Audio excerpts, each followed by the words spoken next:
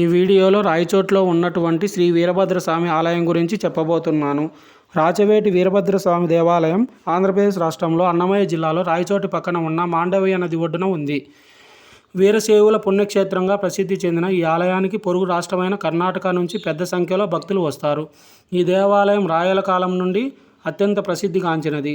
పూర్వకాలంలో సామంత రాజులు ఈ ప్రాంతానికి విచ్చేసిన సమయంలో మాండవీయ నది ఒడ్డున సేద తీరుతూ ఉండేవారని ప్రతీతి.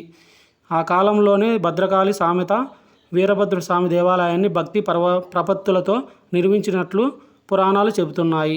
అప్పటి నుండి ఇప్పటి వరకు మాండవీయ నది ఒడ్డున వెలిసిన శ్రీ వీరభద్రస్వామి దేవాలయం భక్తులతో కలకలలాడుతుంది. గతంలో రాచవీడుగా పిలువబడిన నేటి రాయచోటికి పేరు ప్రఖ్యాతలు రావడానికి వీరభద్రస్వామి దేవాలయమేనని పెద్దలు పేర్కొంటున్నారు. చోళ సామ్రాజ్య విస్తరణలో భాగంగా యుద్ధాలు చేసి అలసిపోయిన రాజరాజ చోళుడు మానసిక ప్రశాంతత కోసం దేశటనకు బయలుదేరి ఇక్కడి మాండవీయ నది తీరానికి చేరుకున్నాడు.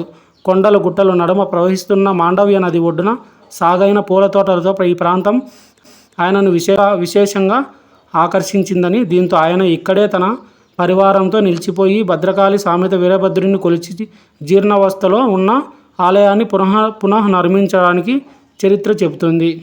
వీరభద్ర ఆలయం వీరశైవుల పుణ్యక్షేత్రంగా ప్రసిద్ధి చెందింది. స్వయంగా వీరభద్రుడి విగ్రహమూర్తిగా ఇక్కడ కొలువైనందున రాయచోటిలో వీరభద్ర ఆలయాన్ని దక్షిణ భారతదేశ వీరభద్ర ఆలయానికి మూల విరాట్గా పేర్కొంటారు. వీరభద్రునికి రాచరాయుడుగా అనే పేరు కూడా ఉంది. బ్రహ్మోత్సవాల నిర్వహణ అనంతరం మార్చి నెలలో 21 నుండి 24వ తేదీల మధ్యలో ఎన్నో ద్వారాలు దాటుకొని సూర్యకిరణాలు స్వామివారి పాదాలను తాకడం విశేషం. ఆలయ వాస్తు నిర్మాణ చాతుర్యానికి అది నిదర్శనమని చెప్పవచ్చు. వీరభద్రుని హిందువులతో పాటు ముస్లింలు దర్శించుకుంటారు.